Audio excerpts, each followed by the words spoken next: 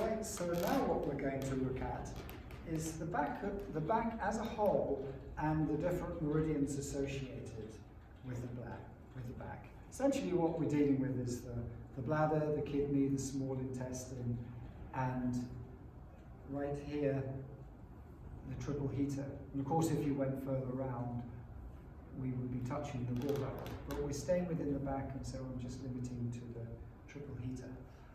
So, we have the classical meridian back that we've been used to working with, that all the U points are along. And then there is also the classical outer bladder meridian, which Masunagas assigned to the kidney. So that's referred now to as the kidney meridian. So we have the bladder meridian and the kidney meridian.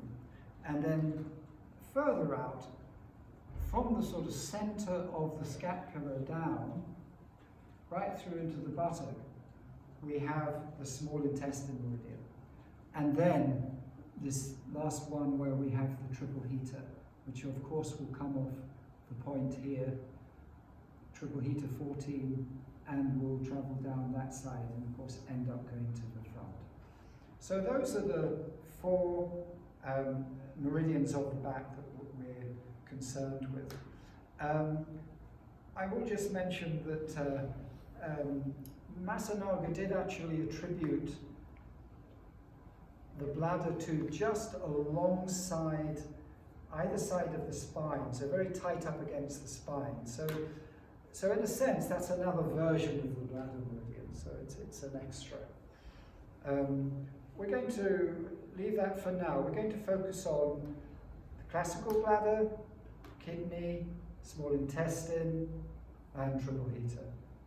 Okay, so that's the meridians. Now while we're here, let's take advantage of the back and look at how the diagnostic areas relate to these different meridians.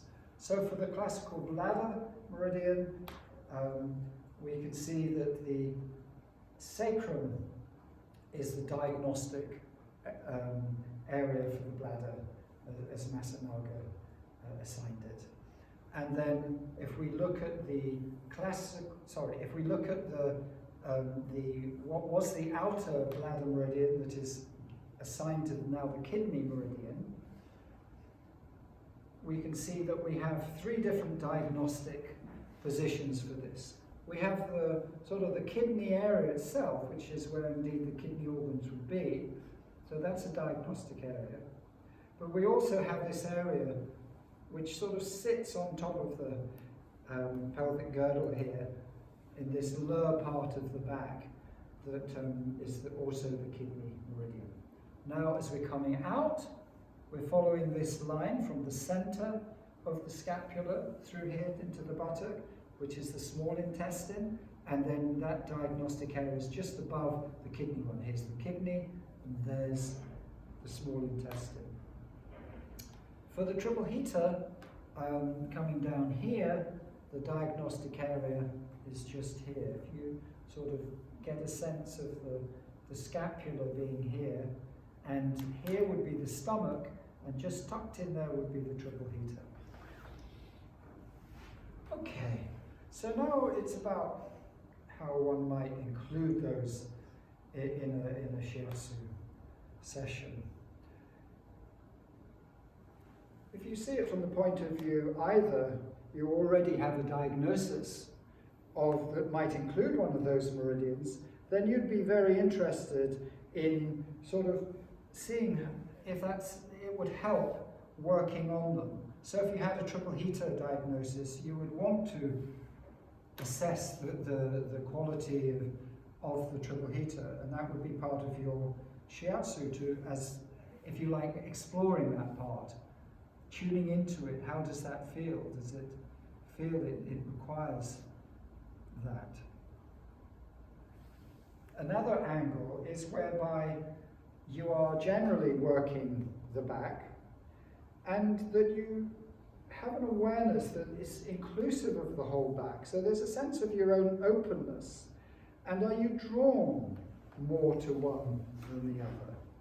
You know, it may be that you're drawn a little bit more to this part of the back where I'm going down now, then you know that's the kidney meridian. So you'd be curious about that, and that is your, that would be a diagnosis, as it were, if that's what was drawing you. Alternatively, you might be drawn more to this part of the back, and then you have more of a small intestine diagnosis.